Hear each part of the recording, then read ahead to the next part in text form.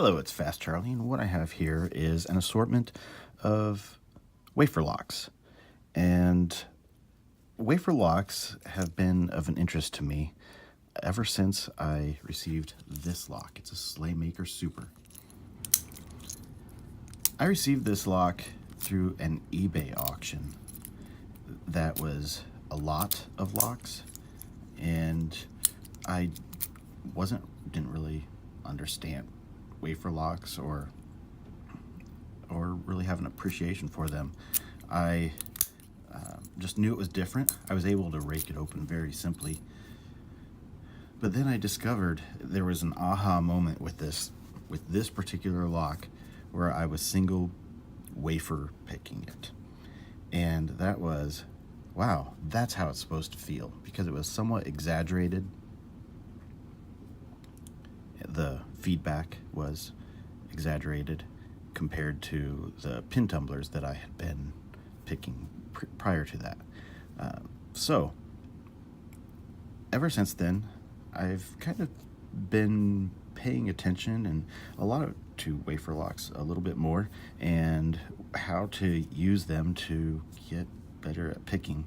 They are usually very inexpensive, and oftentimes they are kind of just thrown in, such as these cam locks. They're often thrown into lots on eBay and just groups of locks. So they can be a relatively inexpensive way to learn how to pick locks and how things should feel.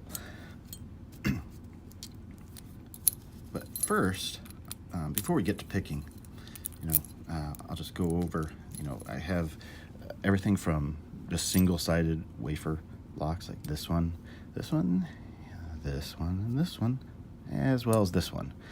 I also have a double-sided wafer lock right here. It's a Chicago. And then I have the triple-bitted Illinois Chicago Duo lock. That is quite a bit more difficult to pick than these others. And I think that this actually would be extremely difficult to pick if you didn't know some of the information that has been shared by the lock-picking lawyer and others. Then I also have this guy here. I don't know what this is from. It says made in England. Yeah, it's hard to see, but it's very interesting. There are little serrations in this cylinder, and even without the key, it just turns freely. You can put anything in here and it'll turn.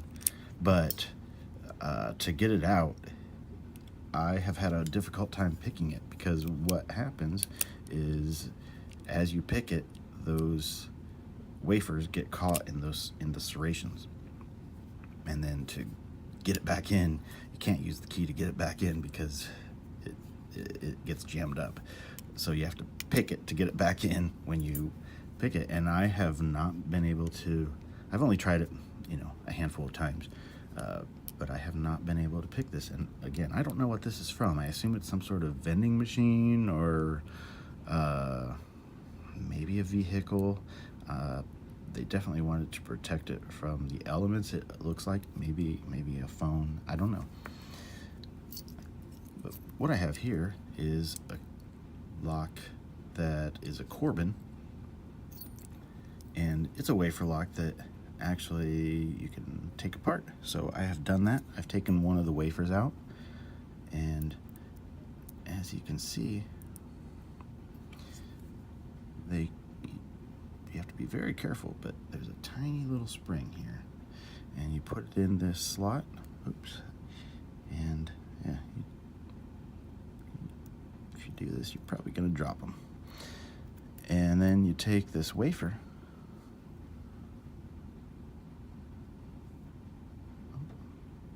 and you put it in the slot.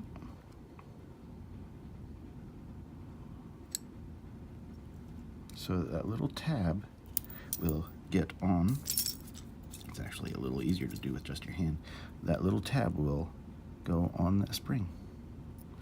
and then you put the key in, and it makes all of the wafers flush with the cylinder. That allows you to turn it in a cylinder such as this. But when you take the key out, those wafers get caught up in these slots in the cylinder. So I'm going to put this back together, and I have marked this so that it's a little easier. I tried to do this 2 other times, and I just ran into some technical difficulties as far as putting locks back together, getting them held properly, and while picking, because they can be difficult. And one of the recent videos that I absolutely loved was Squint's video, where he picks a cam lock and he put it in a pair of pliers, and it made me laugh out loud because I had struggled with trying to figure out how in the world do you hold these things while you're picking them without the tailpiece getting caught up or your hand being in an awkward position. And I laughed because the answer was always right within arm's reach. So anyway, I'm gonna stop rambling, and I'm using a combination of vice grips and C-clamps. This one is this Corbin, and as you can see, it should be working. And it's not too particular, but you do have to be careful with the warding. So I'm going to use this 15 thousandths hook and just, you know, get a feel for it. It does give pretty decent feedback. And a lot of times you have to be a little bit careful with your tensioner. And there's a really big false set. That's good to learn from. You have to be careful with your tensioner to not get caught up in the very first wafer. And there we are, we're open. This guy, this little Chicago, is, of all of these wafer locks, is one of the more difficult ones that I have found. It has an interesting bitting. 1 and 3 are they are pretty deep cuts on that key, and you can overset them very easily. So I think that this provides a pretty decent opportunity. I'm going to change tensioners here to kind of practice not oversetting. And again, I'm using this 15 thousandths because, well, it fits in this wording, and I'm hoping that I can get this, because this one actually is like I said, it's more difficult than some of the others.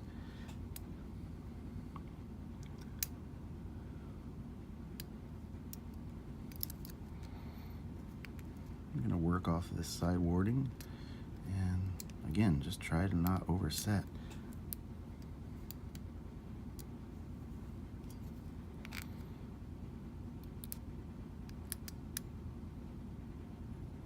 There's a little click, a little more little clicks.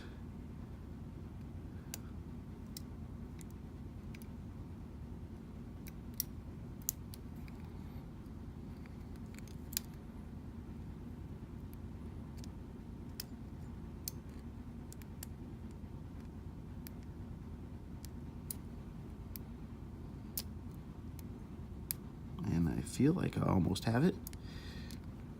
Almost all of these, including this one, can normally be raked open very easily. But that's not really, I'm not just opening them to say that I opened them. I'm really, when I pick these, I'm doing it to try to get a better feel for how a lock feels when you're picking it. There we go. That was not, it had a lot of subtleties to it. It was not super easy. Now I'm going to go back. I'm going to go to this top of keyway, and this is a Chicago. I don't know if I showed this. It's just a, oops, uh-oh.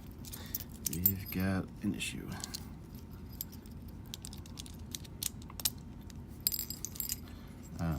And this is one of the technical difficulties that I've had trying to make this video. Anyway, the key does work. I'm glad I discovered that before I was picking it. But this lock actually, while it's double-sided, it isn't very difficult to pick. Just kind of start at the bottom, pick your way. This one is not too particular of the order.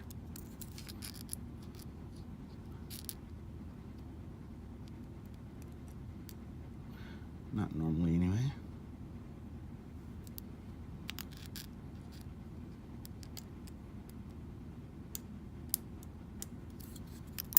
And if you get stuck, you just kind of start again at the bottom.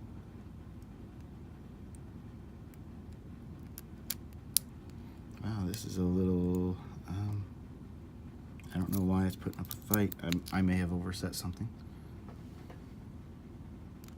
No, okay. I was just missing a wafer, I believe. Now we have one that looks kind of like a Chicago duo. It is an Illinois lock. But it's single-sided. And this one you have to be a little careful with the tension. I'm going to switch to a 25 thousandths, and I'm going to pay special attention to, not put very much tension on it. Just pay special attention to what these wafers are telling me is going on. And there I'm in a false set. I'm going to go to the back and look for anything that feels like it is going to give any kind of counter rotation or needs to be set.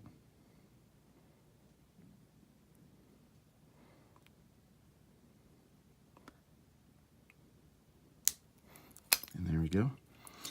And again, these aren't terribly difficult normally, but I think they do offer an inexpensive option to learn how a lock should feel. Here's a Yale. I don't have a key to this at all, but this one is probably one of the easiest locks to rake open. But it is interesting. Again, not terribly difficult to a single wafer pick.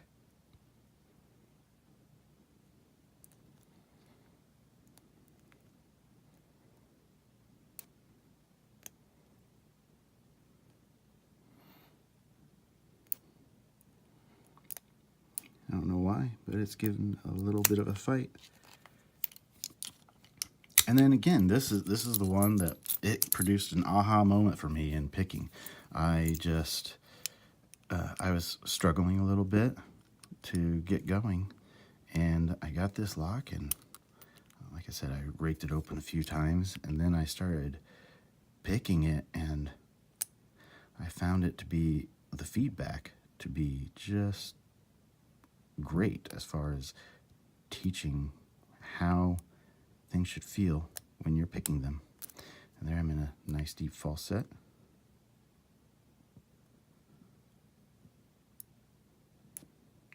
A little bit deeper false set.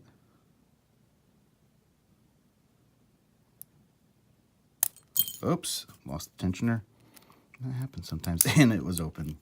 Okay.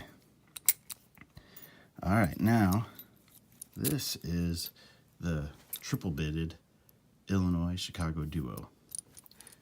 There's the locking mechanism, and here's the key. There's the double-sided portion, and then right here is that side wafer bitting. And I have attempted to pick this lock while trying to forget that I know what the lockpicking lawyer and others have revealed about this lock and the procedure to get it open. And I have to tell you, I haven't been able to pick it open, pretending that I don't know that you need to start off by setting those side wafers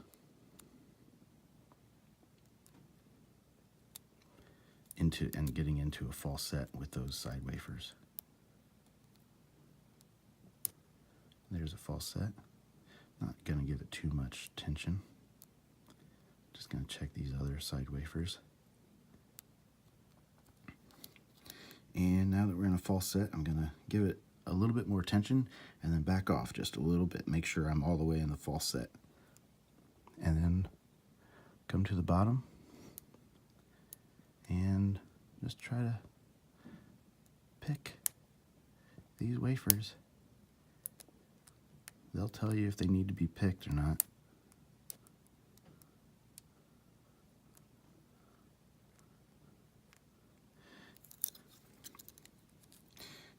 And if you get stuck, you definitely want to check those side wafers.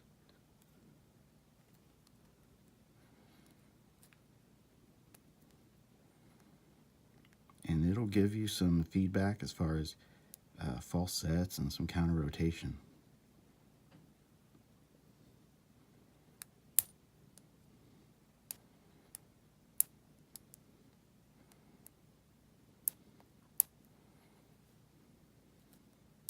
I think I need to go back down to the bottom.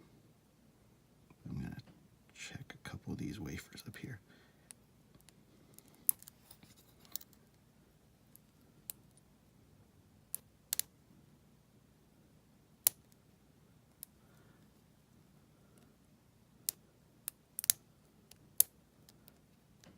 There we go. I'm in a little deeper false set now. And I'm hoping I can get it this pass without having to go back to those side wafers.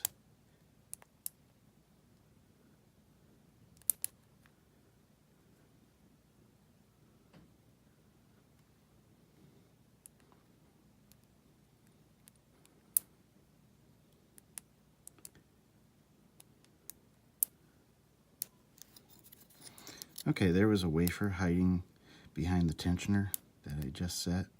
I'm hoping that that helps out.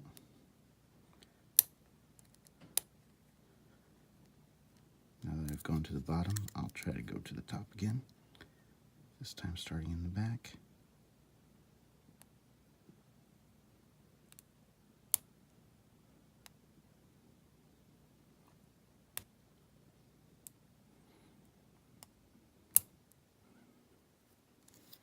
I'm going to check these side wafers because I'm caught up. I'm going to lighten up on the tension just a little bit.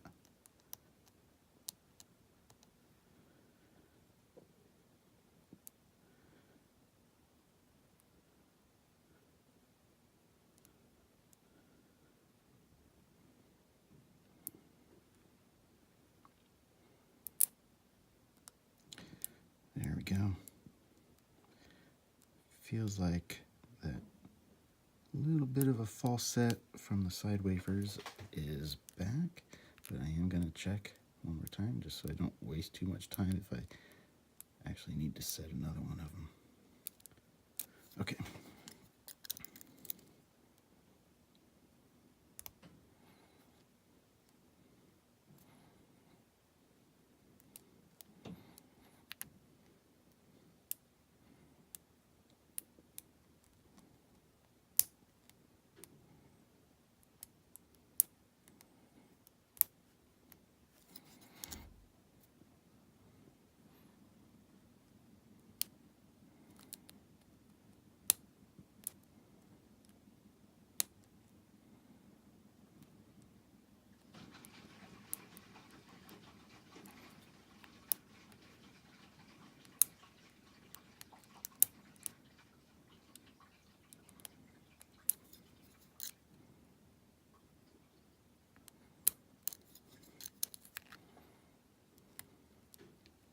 Okay, I got just a little deeper false set.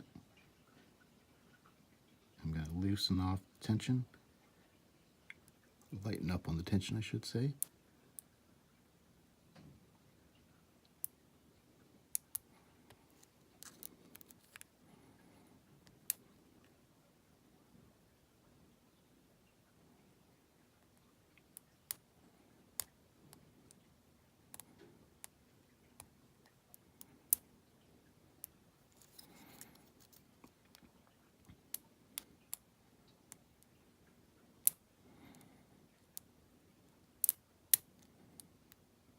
There. It appears that there is at least one wafer in the bottom. There's another one. Okay. Now I should be able to get it.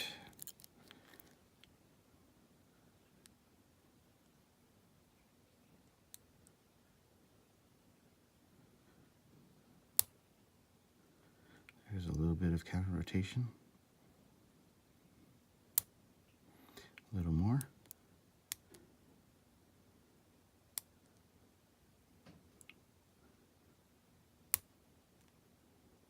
Thought it was going to open there.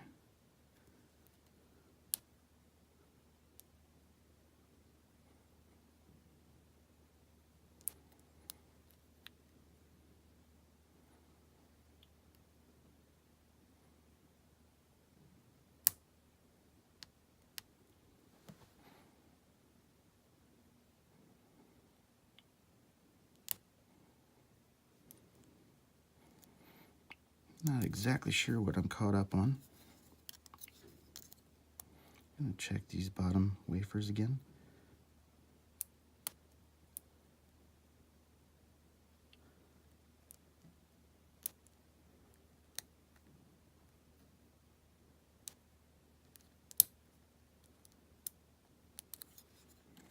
Okay, I'm back into the pretty deep false set. I'm going to start in the front this time. In the top.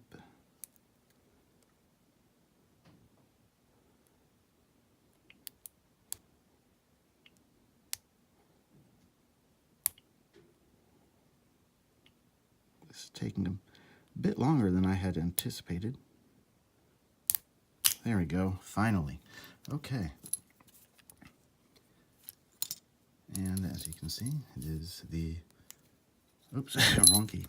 It is the duo, and it is the triple bitted. And we'll get this key going. And there you have it. Thanks for watching. I hope I was able to share some information about how relatively inexpensive wafer locks can be helpful in learning how to pick other locks. Well, as always, thanks for watching, and be good and be well.